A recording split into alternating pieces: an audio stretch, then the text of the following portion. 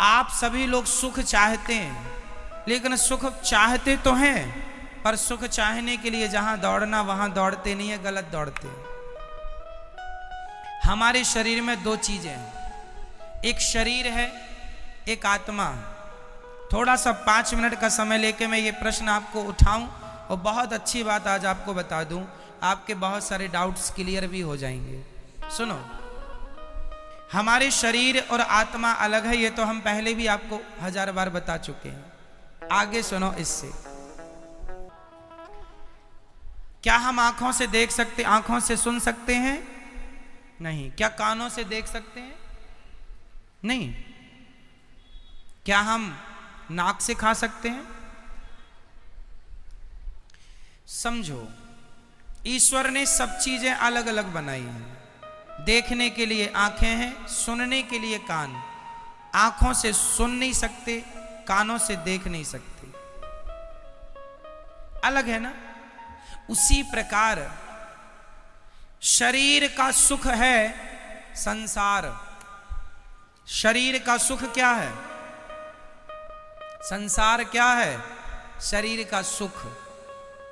गाड़ी, बंगला, पत्नी, पुत्र, परिवार, ये कहां का सुख है? शरीर का। अब रही आत्मा की बात, तो आत्मा का सुख किससे है?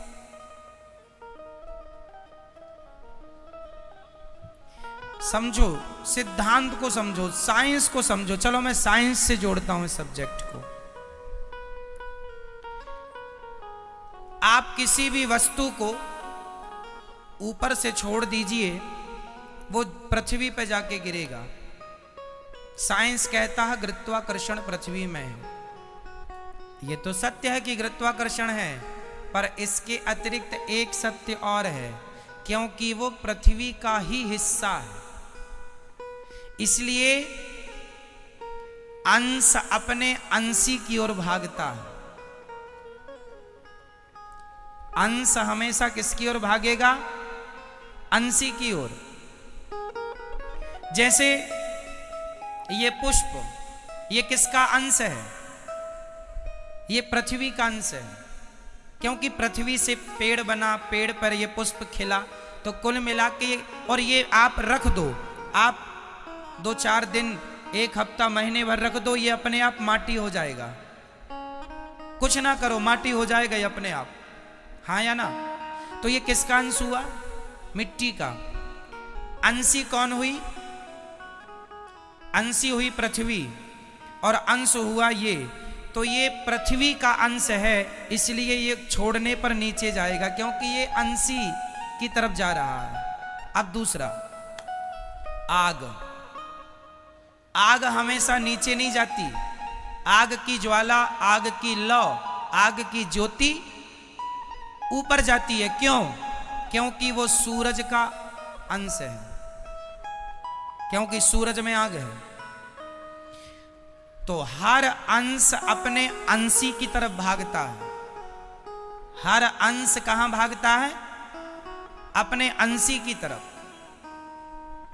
आग किसका अंश है? सूर्य का। तो सूर्य की तरफ भागती है ना आग की ज्वाला हमेशा ऊपर। तीसरा, इस धरती की नदियां हमेशा किसकी तरफ भागती हैं? समुद्र की तरफ। क्यों? क्योंकि वो समुद्र का अंश है। क्योंकि पानी जो बरसता है, समुद्र का ही तो वाष्पीकरण होता है पानी, और फिर वही बरसता है। तो वो एक्चुअली इनडायरेक्ट वो समुद्र का ही पानी है, बरसता है, नदियों में आया, फिर वो अपने अंश की तरफ भागा, अपने अंशी की तरफ। समझो, जैसे पृथ्वी का कोई भी हिस्सा वो पृथ्वी की तरफ भागता है, कोई भी पुष्प, कोई भी पत्थर, कोई भी मिट्टी का ढेला, क्योंकि वो पृथ्वी का अंश है, इसलिए पृथ्वी की तरफ। आग सूर्य का अंश है, इसलिए सूर्य की तरफ। नदी समुद्र का अंश है, इसलिए समुद्र की तरफ। और हमारी आत्मा ईश्वर का अंश है, ईश्वर अंश जीव अविनाशी। इसलिए जब ये ईश्वर की तरफ भागेगी तब ही इसे सुख मिलेगा, अन्यथा इसे कभी सुख मिल नहीं सकता। आप लोग रसगुल्ला खाते हैं, तो आप कहते हैं आनंद आ गया। अरे रसगुल्ला से शरीर को आनंद आ सकता है, इंद्रियों को आनंद आ सकता है, आत्मा का तो रसगुल्ला से कोई लेना देना नहीं। क्यों? आत्मा किसका अंश है? ईश्वर अंश। ये ईश्वर का अंश है। इसलिए यदि आत्मा को सुख देना है, आज लोग दुखी, सब कुछ है आपके पास, फिर भी आप अशांत हैं, फिर भी आप परेशान हैं, उदास हैं। क्यों? क्योंकि आप संसार में सुख ढूंढ रहे हैं। अब मिलेगा, अब मिलेगा। पागल हो, है ही नहीं, मिलेगा कहां से? जैसे आंख कभी सुन नहीं सकती, कान कभी देख नहीं सकता, उसी प्रकार आत्मा कभी रसगुल्ला खा नहीं सकती, आत्मा कभी पानी पी नहीं सकती, आत्मा को पैसों में सुख नहीं मिल सकता, संसार के भोगों में सुख नहीं मिल सकता। आत्मा का सुख तो परमात्मा में है। जितने जल्दी ईश्वर की तरफ बढ़ो लोगे, जितने जल्दी उसका ध्यान कर लोगे, उतने जल्दी सुखी हो जाओगे। सुखी होना चाहते हो तो भगवान की तरफ बढ़ो। और आप लोग शरीर को ही सुख देने में लगे हैं।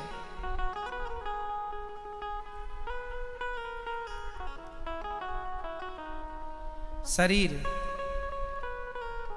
इसलिए शरीर जो है ये संसार की तरफ ले जाता है आपको। क्यों ले जाता है? क्योंकि शरीर संसार से बना है। संसार में 5 चीजें हैं, पृथ्वी, जल, वायु, अग्नि, आकाश, और ये 5 चीजों से आपका शरीर बना है। तो आपका शरीर आपको संसार की तरफ ले जाता है, क्योंकि संसार से बना है।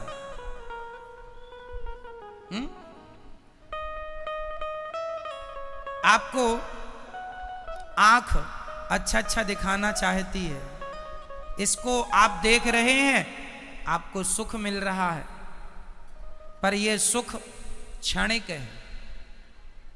यह सुख क्या है? क्षणिक है, जरा सी देर का। खाने का सुख भी क्षणिक है, जरा सी देर का। भोगों का सुख भी क्षणिक है, जरा सी देर का।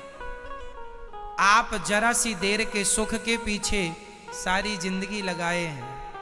सारी जिंदगी आपको लगता है अरे वो करोड़पति बन गया, मैं भी बन जाऊंगा, मुझे भी सुख मिलेगा। सब करोड़पति बन रहे हैं। पूछ लो करोड़पतियों से वो कितने सुखी हैं।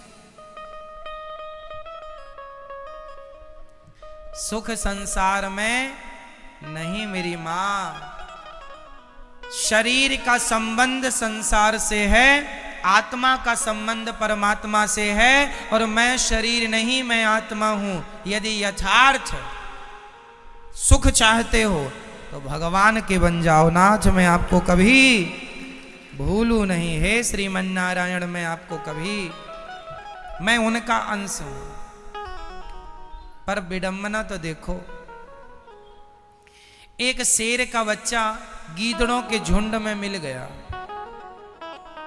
और गीदड़ों के झुंड में मिलकर वो भी गीदड़ों के संग रहने लगा, गीदड़ों की तरह व्यवहार करने लगा, खाने लगा, उन्हीं के संग सोए, उन्हीं के संग जागे, उन्हीं के संग रहे, उन्हीं को अपना बाप समझे, उन्हीं को माता। एक दिन शेर आया और शेर ने देखा कि मेरा कोई अपना आदमी गीदड़ों की झुंड में दहाड़ लगाई, तो उसके अंदर से भी वो शेर तो था ही, उसने भी दहाड़ा। शेर ने बुलाया, यहां तू शेर का बच्चा है, गीदड़ों के झुंड में क्या कर रहा है? बोले नहीं नहीं, हम तो गीदड़ ही हैं, ये सब हमारे रिश्तेदार हैं। शेर ने कहा पागल, तू शेर का बच्चा है, कब से गीदड़ों के? बोले बचपन से। एक्चुअली हुआ क्या था, ये अपनी माँ से बिछड़ गया और गीदड़ों के झुंड में मिल गया, वहीं पला बढ़ा तो अपने आप को वो गीदड़ मान लिया। उसी प्रकार तुम सब शेर के बच्चे हो, परमात्मा रूपी शेर के, लेकिन गीदड़ों के झुंड में मिलने से आप अपने आप को गीदड़ समझ रहे हैं। मैं गीदड़ हूं, मैं रामबाई हूं,